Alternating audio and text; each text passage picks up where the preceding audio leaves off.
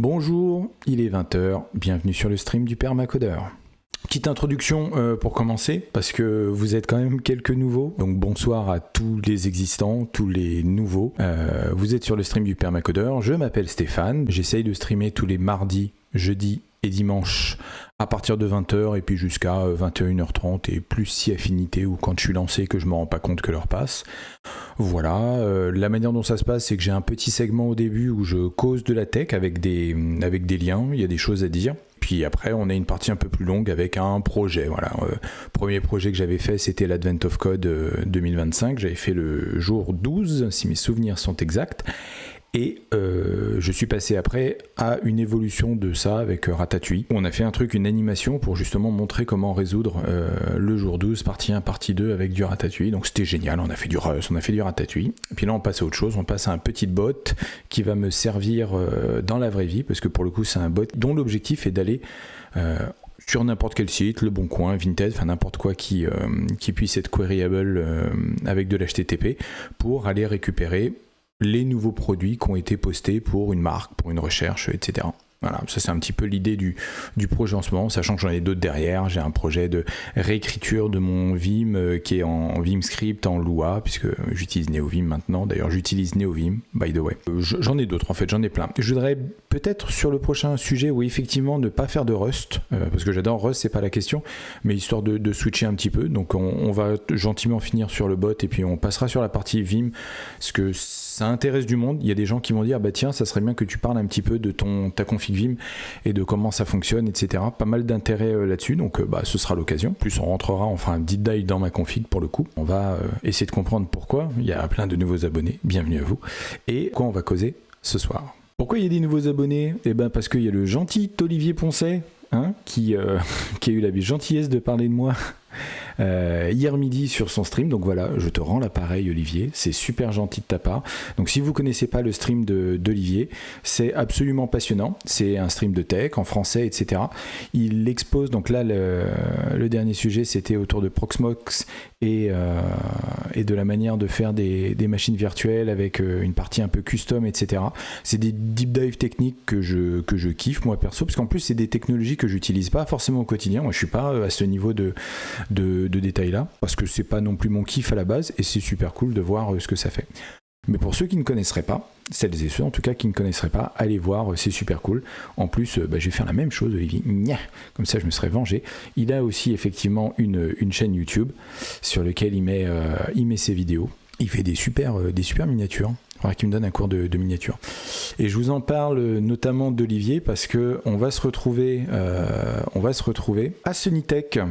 Sunnytech qui a sorti leur programme, et moi je passe le vendredi 27 juin. Donc moi je vais combiner en fait deux choses, je vais combiner Sunnytech et Brestcamp. Donc Brestcamp, ils n'ont pas annoncé encore leur programme, mais sachez déjà que je serai le mercredi 25 juin dans l'Amphidé à 13h30. Si j'ai bien compris ce que disait Sessionize, ça devrait être ça. Et avec grand plaisir si vous y serez. Donc je vais faire le 25 le Brestcamp à Rennes.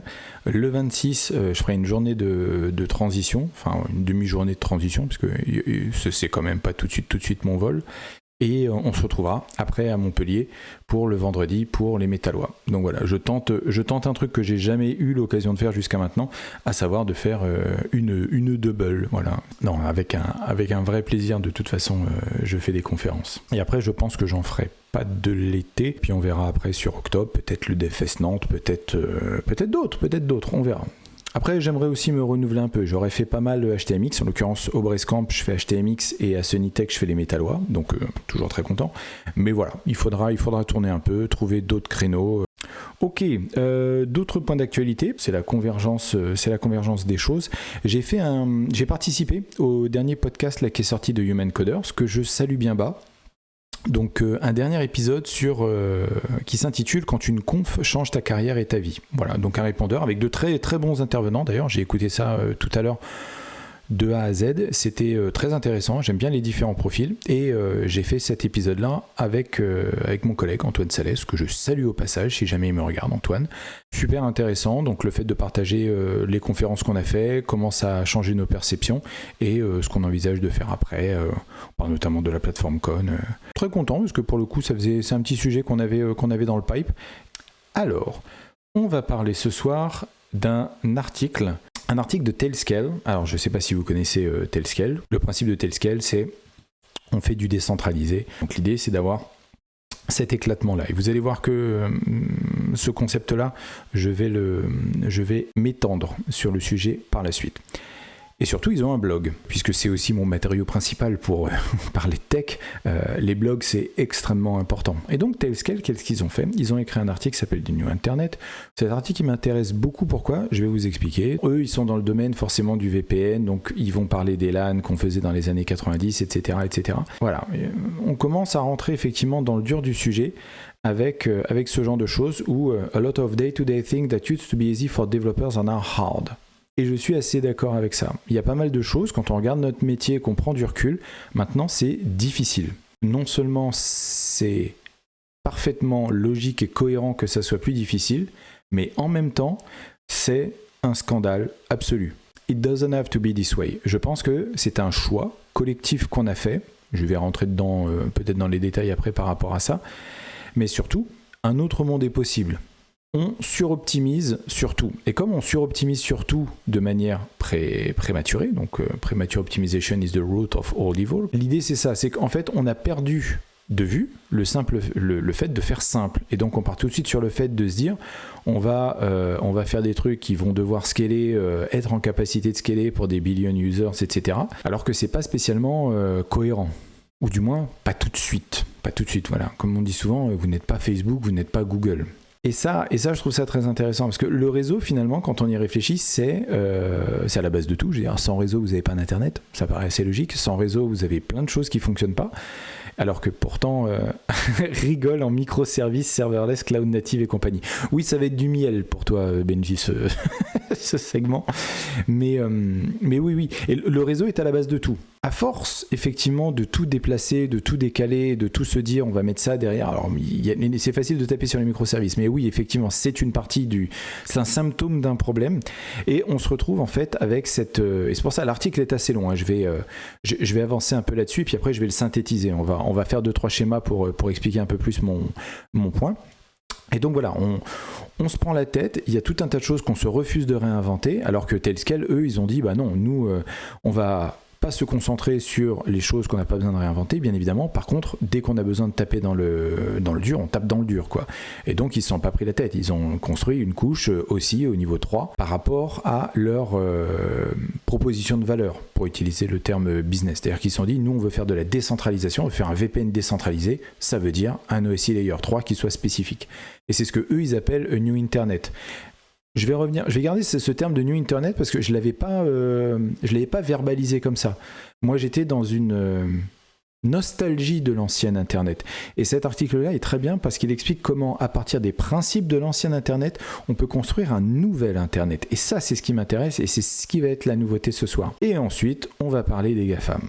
Et en particulier des CSP, les Cloud Service Providers. Et là, en l'occurrence, le problème, c'est que à partir du moment où on est sur une couche 7, il va falloir commencer à causer HTTP, il va falloir commencer à causer certificat, mutual TLS, etc. Mais c'est compliqué tout ça. Et puis en plus, comme on part du principe qu'on veut scale up to 1000, on veut être décentralisé, on veut du Cloudflare, on veut des DNS, on veut des CDN, etc. Et le fameux truc de la AWS Tax. Et eux, en fait, ils ont un axe qui est très intéressant pour le coup, parce que comme ils sont dans le réseau, ils parlent du fait que c'est compliqué en fait. C'est compliqué de faire de l'IPv4. Et il y a une situation aujourd'hui qui traite de ça. Le truc, c'est que dans l'ancien Internet, on avait des agents, on va dire vous et moi, qui étions isolés. Je vais prendre exactement l'exemple de la LAN. Vous vous ramenez avec vos potes, etc. Vous faites une LAN et puis après, vous allez avoir des interconnexions. Vous allez éventuellement avoir un hub au milieu ou un switch, parce qu'au début on était avec des hubs, puis après très rapidement on a eu des switches, mais bon, c'était pas forcément trivial. Puis on se faisait des jolies parties de StarCraft, etc. etc.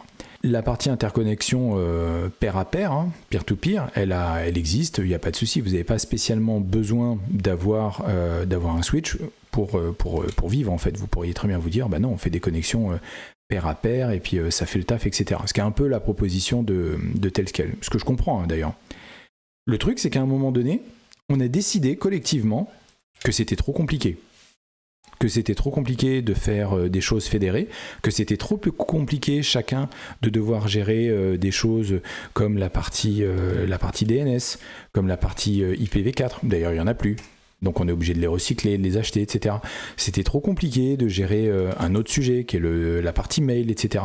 On s'est dit non, c'est trop compliqué de faire ça parce que moi je dois le faire, mais ok, donc moi je suis un peu techos, je suis un peu doué, hein, voilà, j'avais 10, 15, 17 ans et puis j'arrive à faire. Par contre, mamie qui est à côté chez elle, elle peut pas gérer tout ça. Enfin, je veux dire, avec tout le respect que j'ai pour les mamies, c'est pas forcément un sujet qui est évident, en tout cas pour le commun des mortels.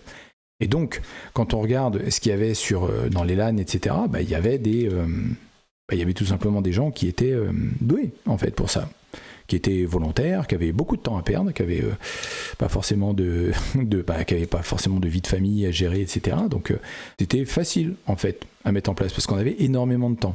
Et à un moment donné, on s'est dit, ok, tout ça, ça nous saoule, et on veut plus le faire. Et donc, ce qu'on va faire tout bêtement, c'est que on va passer par des entités centralisées. Et c'est comme ça que le cloud est né, hein, tout bêtement. C'est qu'on s'est dit, non, c'est compliqué de gérer tout ça, moi je veux pas le faire, je veux juste ne pas me prendre la tête. Et au fur et à mesure, on a décidé de donner tout ça à des CSP. Okay, donc on a donné ça à des cloud service providers. Sauf que, à partir du moment où on a fait ça, il y a des gens qui ont commencé à parler de vendor lock-in et de dire, non, les enfants, si on commence à faire du vendor lock-in sur les CSP, ça va être compliqué. Ouais, mais en fait, la valeur ajoutée des CSP était tellement supérieur à ce qu'on était capable de vendre en termes de maintenance locale, etc., qu'on a commencé à se dire, oui, on va déporter le maximum de choses dans les CSP. Donc on a déporté de plus en plus de choses. Au début, on a déporté du compute parce qu'on s'est dit, ok, on va commencer à faire des calculs sur Internet, des déploiements, etc.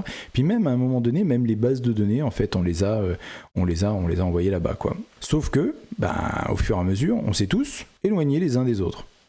On s'est tous éloignés des uns les autres parce qu'on a tous commencé à utiliser des interfaces, on va dire commodes, hein. Et donc on a commencé à s'éloigner les uns des autres en se disant, on a commencé à dire, ok, on va peut-être laisser les CSP faire, a priori ils savent faire, et puis en plus ils ont plein d'API, et puis en plus tu te rends compte, et c'est ce qu'ils disent dans l'article de Teskel, personne n'a jamais été viré parce qu'ils ont choisi AWS. C'est ça qui est dramatique en fait, c'est vrai. Et ça, c'est quelque chose qui est hérité d'IBM, bien évidemment. Personne n'a été viré parce qu'ils ont choisi IBM. Et donc voilà, donc on a commencé à fournir tout un tas de trucs, etc. Et donc à les laisser prendre de plus en plus de place. Et même ça, à un moment donné, c'était devenu trop difficile. Parce que tu comprends, il faut gérer telle ressource sur AWS, il faut gérer les rôles IAM, il faut gérer... Ah ouais, et puis côté je sais pas, je prends l'exemple de Google, il y a BigQuery, il faut gérer, oui, mais non, mais il faut tout terraformer, c'est relou, et puis on essaie d'utiliser des abstractions comme Kubernetes, mais c'est compliqué, etc. Et à un moment donné, il y a des gens qui se sont dit, oui, bien sûr, il y a une friction, donc il y a du pognon à se faire. Bien évidemment qu'il y a du pognon à se faire. À chaque fois qu'il y a des gens qui ne savent pas faire quelque chose, il y a du pognon à se faire. Et c'est là que sont apparus, en fait, tout un tas de gens qui se sont dit, oui, on va faire des wrappers, hein, on va faire des wrappers, on va commencer à mettre en place des choses pour que vous ayez même plus à vous préoccuper de ce qui se passe au niveau de la couche des cloud service providers. Puis nous, on va s'occuper de vous. On va s'occuper de vous et puis vous n'aurez plus rien à faire derrière. En fait, les cloud providers, ils vont être juste des administrateurs derrière des choses, on va dire côté infra. Et nous, on va tout vous packager ça. Et par contre, il va falloir nous filer un peu de pognon parce que forcément, hein, nous, on est des VC Capital, on est des Américains, donc en plus le dollar est fort par rapport à l'euro, hein, je prends notamment par rapport aux Européens. Et donc voilà, donc vous avez, là je prends Vercel en l'occurrence. Et le truc, c'est que à un moment donné, là aussi, en fait, personne n'a été viré parce qu'ils ont choisi Next.js. Hein. Vous aurez remarqué, personne s'est fait virer parce qu'ils ont choisi Angular, hein, si je devais être un petit peu caustique vis-à-vis d'Angular. Mais à chaque fois, c'est la même chose. Et on en arrive à quoi ? On en arrive au final à se dire que oui, ok, avant il fallait payer en termes de coûts, vous aviez alors on va dire que ça c'est l'on-premise, donc vos infrastructures en dur, etc. Donc là effectivement il vous fallait des ops, il vous fallait des devs, et il vous fallait probablement des euros pour gérer votre infrastructure, il y a les astreintes, etc. Je vais mettre etc. Il y a peut-être des trucs que je vais rajouter derrière, ok ? Tout un tas d'aspects que je vous mets juste là et qui là pour le coup Je s'occupe de tout, tu t'occupes de rien. Ouais, et je vous conseille d'ailleurs, hein, tout dev et tech que vous êtes, de vous intéresser aux mots CAPEX et OPEX. Ça, c'est des choses qui drivent les comptabilités dans les entreprises. Et le CAPEX, c'est les dépenses d'investissement. L'OPEX, c'est les operating expenditures, donc c'est les dépenses de maintenance. Quand vous comprenez à comprendre qu'il y a des gens qui sont objectivés pour augmenter l'un et diminuer l'autre, vous commencez à comprendre pourquoi, à un moment donné, les gens ils se sont dit on va aller dans le cloud. Parce que dans le cloud, vous avez juste à payer des euros. Mais vous allez payer des euros. Mais en même temps, vous allez payer des devs, des ops, etc. Parce que le cloud et les Vercel, etc. et tout le reste derrière, en fait, ils en ont absolument rien à cirer de votre besoin. Eux, ils sont là juste pour vous fournir des services. Et des services, ils en ont plein. Hein. Ils ont de la YAM, ils vont avoir du Kubernetes, ils vont avoir du conteneur à service, du FAS, du PaaS, du IaaS, du tout ce que vous voulez. Et au milieu, c'est la sauce, quoi. Au milieu, c'est la sauce. C'est comment on fait pour gérer tout ça, comment on gère tous ces bidules-là, comment on gère la partie CI/CD, etc. Et là, il arrive un truc en ce moment, je ne sais pas si vous avez remarqué, peut-être que vous avez vu débarquer ce truc-là arriver. Voilà. C'est que là, on commence à dire, ouais, mais en fait, oui, c'est compliqué. Mais tu verras, il suffit d'utiliser des LLM. Et comme ça, tu vas pouvoir tout configurer. C'est là, en fait, le vibe coding, pour moi, ça vient de là, en fait. C'est le fait de dire, ouais, non, toute cette partie-là, que je vais mettre en rouge, ça, c'est moche, c'est caca, c'est pourri. Parce qu'en plus, ça coûte cher. Et nous, on est objectivé pour le fait de faire en sorte que ça coûte le minimum en OPEX. Et donc, on se retrouve avec ça. Donc, au final, on en arrive à quoi ? On en arrive à un truc très simple. C'est que vous allez payer la rente du cloud. Vous allez payer la rente de GitLab, GitHub, etc. Vous allez payer la rente AWS, parce que de toute façon tout le monde paye de l'AWS de manière directe ou indirecte, même quand vous allez chez les autres, parce que de toute façon ils font des data centers pour tout le monde. Vous allez payer la rente de Vercel, vous allez payer et la rente OpenAI et la rente de demain, parce que ça va pas s'arrêter, parce que votre marge, c'est leur opportunité en fait. Donc à chaque fois, vous allez avoir des nouveaux entrants qui vont arriver, qui vont vous dire ouais non mais avec nous tu verras ça va être plus simple, etc. Et à chaque fois vous allez payer des rentes. Et ça c'est extrêmement pervers. Parce que ça c'est du capex. Ça c'est de l'investissement au début. Hein. Vous arrivez avec votre méga PowerPoint et tout. Et puis après, ça va marcher tout seul. Parce qu'en plus, maintenant, vous allez utiliser des LLM pour faire causer GitLab avec GitHub, les GitHub Actions avec Vercel, le déploiement de Vercel avec votre Cloudflare, oui, j'ai pas mis Cloudflare, il y a les CDN dedans, etc. C'est infernal. Et surtout, it doesn't have to be that way. Alors, est-ce qu'il faut en revenir au modèle d'avant ? Qu'il est où mon modèle d'avant ? Puis j'ai zoomé, donc forcément, il va être hop. Est-ce qu'on doit en revenir au modèle d'avant où il n'y avait pas forcément Vercel au milieu, où on était sur du point à point, etc. Mais on ne peut pas le faire avec ce qu'on avait avant, puisque avant on n'avait pas des problématiques alors sans même parler de scalabilité, d'agnosticité, etc. Il n'y avait pas Cube, il n'y avait pas la conteneurisation, il n'y avait pas tous ces outils qui peuvent nous servir. On a la virtualisation. La virtualisation, ça n'existait pas avant. On n'avait pas Tailscale avant, maintenant on a Tailscale. On n'avait pas HTMX avant, et maintenant on a HTMX.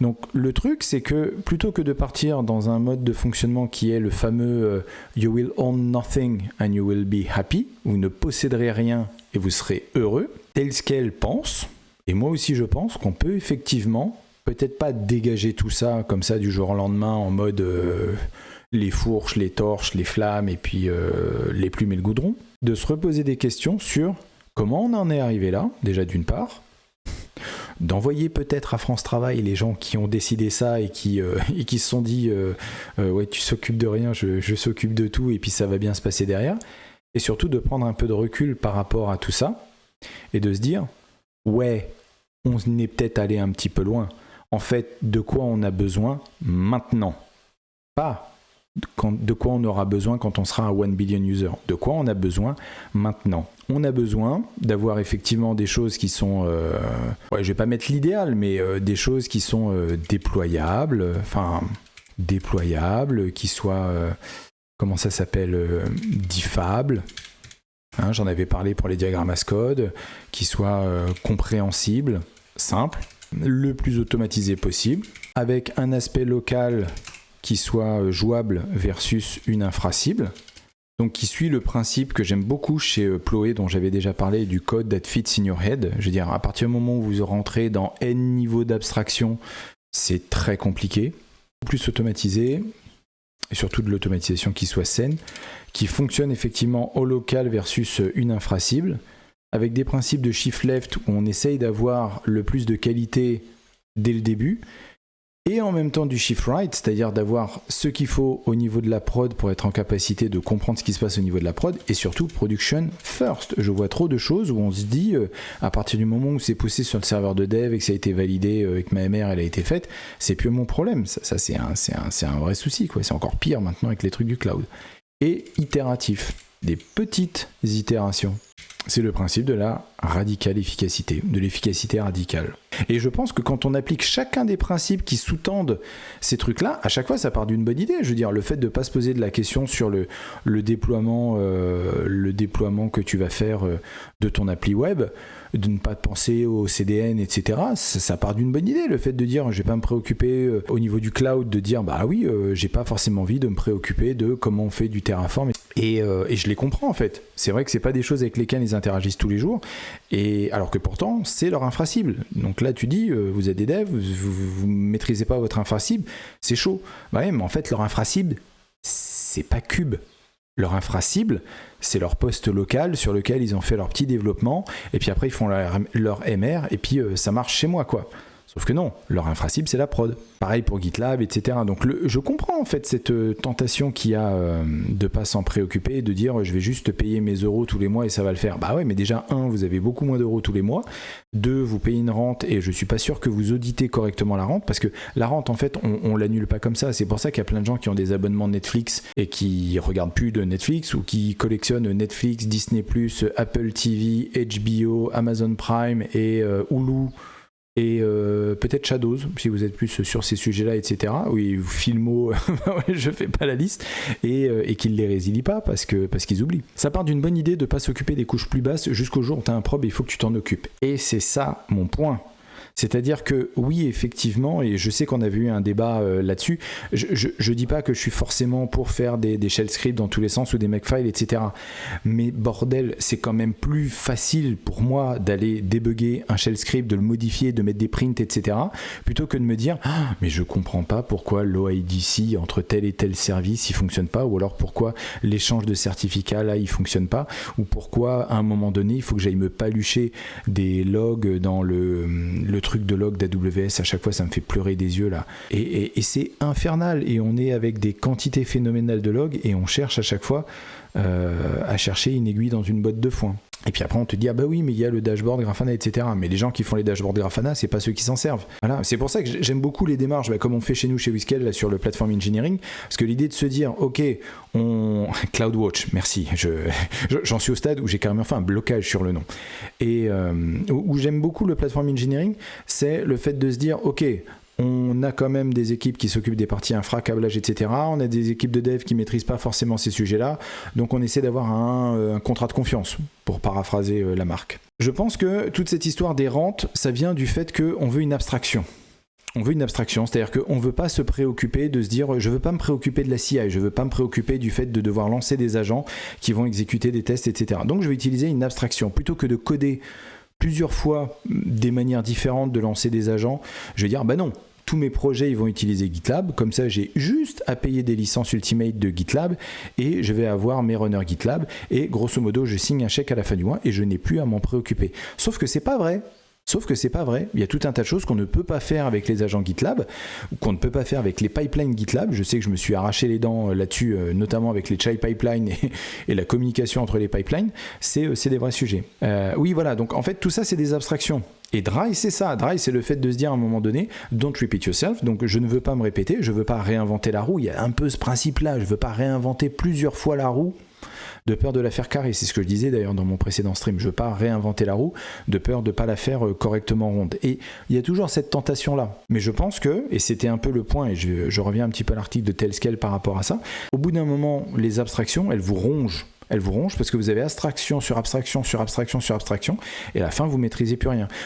Quand vous commencez à apprendre du LLM, je prends l'exemple d'OpenAI puisque j'ai sous les yeux, que vous avez votre LLM qui va vous produire du code glue, alors parce qu'il y a du glue development, là je vois se passer ça maintenant, c'est plus vibe coding, c'est glue developing, et on fait du glue developing avec ça pour essayer de faire communiquer les pipelines GitLab pour essayer d'intégrer du Vercel sur une infrastructure Kubernetes, etc.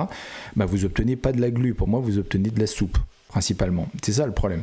Et donc l'idée de revenir à une espèce de, alors, pas de table de loi, c'est peut-être comme un manifeste, ouais, alors je vais pas sortir le manifeste agile parce que Scrum, mais l'idée en fait c'est de se reposer des questions à chaque fois sur qu'est-ce qu'on veut, comment on le veut et quand est-ce qu'on le veut. Et trop souvent, il y a le plongeon de se dire on veut livrer de la feature, on veut le minimum d'OPEX et s'il faut du pognon on va le faire en CAPEX, donc un investissement. Et là où ça commence à devenir problématique, c'est en termes d'expérience développeur, que ce soit avec des abstractions, parce que moi j'en ai fait des abstractions avec du TypeScript ou autre, et puis à un moment donné tu dois faire un go-to-definition 10 fois avant d'arriver à du code qui fait quelque chose, quoi. Bah, c'est infernal. Et c'est la même chose quand tu arrives et tu dis ok, mon déploiement il a planté, il faut que j'aille dans CloudWatch qui va me dire j'ai un souci qui est au niveau du runner, mon runner va dire ah oui mais j'ai un problème de ressources parce que le truc qui s'est fait kill c'est le truc du déploiement de allez je vais taper sur qui cette fois, c'est du Java, c'est dans la kill Java le raccourci, désolé les javaïstes, voilà. Et à un moment donné on s'en sort plus parce que vous n'avez pas un truc qui tient code that fits in your head, un truc qui tient dans votre esprit pour vous dire ok, je comprends ce qui se passe, je comprends les tenants et les aboutissants. Et trop souvent on est sur le fait de dire on livre de la feature, on livre des trucs, etc. Et donc pas des petites itérations, c'est plutôt des itérations Maus qui ne sont même pas validées par le métier parce qu'on est en train de coder pendant des mois et des mois et des mois un truc qui sera peut-être même pas utilisé par les clients ou du moins qui sera peut-être pas apprécié. Vous n'avez pas de boucle de feedback, vous n'avez pas de retour, vous savez pas ce que vous faites. Vraiment vous ne savez pas ce que vous faites. Et ça, c'est dramatique. Donc, un nouvel Internet, ça serait quoi ? Un nouvel Internet, c'est ce que dit Tailscale. Je vais finir là-dessus. C'est le fait de se dire, ok, on a perdu. Et à chaque fois qu'on a perdu, ça nous coûte de l'argent parce qu'on paye une nouvelle rente, directement ou indirectement, et un autre monde est possible. Et donc l'idée, c'est de travailler plus sur des aspects de fédération, puisque c'est un petit peu ce qu'ils font en fait, finalement. Le mot est lâché, c'est de la fédération et leur vision à eux, et c'est un blog post du CEO Tailscale, il me semble. On a tous les outils maintenant pour justement travailler sur ces couches d'abstraction et de se dire ok, quand est-ce qu'on a besoin d'une abstraction sur du compute, quand est-ce qu'on a besoin d'une abstraction sur la partie base de données, quand est-ce qu'on a besoin d'une abstraction sur le VPN. Tous ces sujets-là en fait, et l'open source a aidé énormément à ce genre de choses, hein. C'est pas grâce à IBM qu'on en est là, c'est de moins en moins grâce à Microsoft, pour le coup, ils ont bien disrupté IBM, mais bon, ils sont passés du côté obscur de la force très très vite, ceux-là. Tout est sujet à devenir une rente. Tous les business veulent avoir leur rente, leur revenu qui tombe tout seul et qu'ils n'ont rien à faire. Okay, il y a probablement des courtiers, il y a probablement plein de marketeurs qui vont m'entendre et qui vont me dire « Mais Stéphane, ça c'est du première année et j'accepte tout à fait, mais nous on parle de tech. » Et les techs, ils ne sont pas au courant de ça. Donc à partir du moment où vous commencez à voir que tout est rente, ça pique. Créer ton SaaS, ouais c'est ça, Scam as a Service, c'est Fireship dans sa dernière vidéo qui avait mis ça. Ça c'est Scam as a Service, j'aime beaucoup. Mais c'est ça, tout est rente, donc posez-vous la question, pourquoi vous faites ça ? Je posais la question la dernière fois sur la pyramide des tests, qu'est-ce qu'on veut tester et quels moyens on met derrière ? Là c'est pareil, qu'est-ce qu'on veut délivrer comme valeur ? Quelle rente on veut éventuellement avoir ? C'est qu'est-ce que vous payez ? Pourquoi vous le payez ? Comme toute technologie, hein, vous allez prendre une technologie parce qu'elle a un avantage, mais vous n'allez pas forcément vous poser la question de son coût. Mais il y a tous les coûts qui sont à côté, tous les coûts d'apprendre à utiliser l'outil. Vercel, c'est pas trivial. Google GCP, c'est pas trivial. Il n'y a rien qui est trivial en fait, il y a toujours un coût de maintenance, etc. Et quand vous commencez à mettre de la glu dans tous les sens, je pense que la difficulté devient exponentielle parce que vous multipliez les raisons que ça explose. Donc si dès le départ, vous partez sur du Datadog avec, du Prometheus, du machin, des échanges, etc., et que vous faites tout ça dans votre coin, que vous balancez le truc, vous faites une formation à vos devs, vous vous dites ça va bien se passer, non, ça va pas bien se passer, quoi. Les DevOps, c'est encore plus vrai, les rois de l'over-engineering. Je vais pas être aussi radical, la culture DevOps, elle a du sens. C'est comme le manifeste agile, ça a du sens de se dire, c'est ce que je disais en fait, on va essayer de faire des petites itérations. En fait, l'agilité c'est ça, c'est on va faire des petites itérations avec des boucles de feedback avec les clients. On en a fait Scrum, avec des certifications et du safe derrière, et du Scrum of Scrum of Scrum of Scrum, et des process et des réunions dans tous les sens. Donc oui, je reviens à ce qu'on disait, la drive c'est comme le communisme, ça a toujours été mal appliqué. C'est un peu ça l'idée quoi. Le problème c'est qu'à chaque fois ça n'a pas été compris. Et quand ça n'est pas compris et qu'on arrive dans des environnements corporate où on te dit attends, t'es bien gentil mais moi j'ai vu sur LinkedIn que le drive c'est génial donc vous me faites du drive partout, c'est compliqué quoi, c'est compliqué. Et donc on en arrive à des absurdités. Et très facilement, les absurdités ça provoque de la toxicité. Et c'est pas pour rien qu'il y a plein de gens qui recherchent du sens. Donc pour revenir sur ce que tu disais sur DevOps, c'est pareil en fait. Le fait de dire DevOps, en fait ça part d'une bonne logique. Le fait de dire DevOps c'est quoi ? C'est on veut que les devs se préoccupent de ce qui se passe de l'autre côté. À savoir, votre code il va en prod, donc ça serait bien de vous en préoccuper. C'est ça DevOps à la base. De la même manière, côté Ops, il y a les devs qui existent, ils produisent de la valeur, c'est bien de pas leur dire ton code il est tout pourri, il marche pas en prod. Non, c'est de donner justement des éléments de compréhension, etc. Mais en fait, on aurait dû simplifier dramatiquement les choses. Moi, j'ai vu des équipes qui sont radicalement DevOps et ça, en fait, ça fonctionne. Pourquoi ? Parce qu'ils sont en local, ils poussent sur trunk et c'est en prod. Tu pousses, trunk, prod. Donc si ça explose, tu fais du fix forward. T'as pas un process de CI/CD qui va durer 45 minutes, qui va déployer ensuite sur des environnements qui vont pas déployer parce qu'il faut créer un Jira qu'il va falloir valider avec une release version derrière et un ticket de Jira pour traquer la release version, pour qu'ensuite machin qui, t'as de la chance cette fois il est pas en congé, il va faire le truc derrière de mettre en prod mais une seule fois par semaine parce que tu te rends compte c'est compliqué. C'est ça qui est devenu infernal. Tu vois ce que je veux dire ? Oui, à un moment donné, on s'est perdu. On s'est perdu parce que je pense qu'on a laissé... faut que tu valides la review, vous faites pas un LLM. tu l'as pas aimé, ça. Hein. Tu l'as pas aimé. Oui, non, j'ai trouvé ça hallucinant, bien évidemment. D'où le troll que j'ai fait à côté. Mais oui, c'est infernal. Et je pense que c'est tout simplement parce que, étant tech, on s'est concentré sur la partie technique, et des fois on s'est fait plaisir, et on a laissé tout un tas de gens, j'ai pas envie de les appeler les normies, etc., mais on a laissé tout un tas de gens mettre les pieds dans la tech, dicter des choses à la tech. Et ça, je pense qu'il y a un vrai sujet au niveau de la culture tech dans le pays d'une manière générale, notamment au niveau des hautes instances, des écoles, des grandes écoles, en particulier en France. Et donc on a laissé tous ces gens-là nous imposer tout un tas de décisions à la con. Et donc c'est pour ça que maintenant on dépend intégralement des Américains, peut-être des Chinois demain. Les Russes, ça serait quand même compliqué, mais voilà. Parce que ce sont des gens qui n'ont pas compris qu'aujourd'hui, toutes les boîtes sont des boîtes de tech. Je dis pas que des techs doivent forcément être à la tête de ces boîtes-là. Je dis par contre, et j'ai aucun problème à le dire, que la tech doit participer à la décision de l'entreprise. Parce que tous ces sujets-là que je liste là, tout ça, vous les retrouvez dans toutes les planches marketing de tous les gens qui veulent vous vendre des rentes. Et le drame, il est là pour moi. C'est qu'on peut pervertir tous les principes que j'ai écrits, même l'efficacité radicale. C'est à nous, c'est à vous, c'est à tous les gens qui me regardent, d'un moment donné, de se lever et de dire non, là, on s'arrête. Et on va même faire autre chose. On va faire un nouvel Internet, on va faire une nouvelle IT et on va arrêter de se prendre la tête gratuitement. Il va falloir repenser un petit peu tout ça. Parce que ça génère de l'absurdité, cette absurdité va générer de la toxicité. Et je ne veux pas entendre on va utiliser des LLM pour faire des reviews, des LLM pour faire ci, etc. Les LLM ne vont pas nous sauver. Les LLM vont nous enterrer. Qui font des choses extraordinaires par ailleurs. Je ne suis pas contre les LLM, attention. Je suis contre l'utilisation des LLM et la perversion en l'occurrence, parce que pour le coup c'est une idée qui est géniale à la base.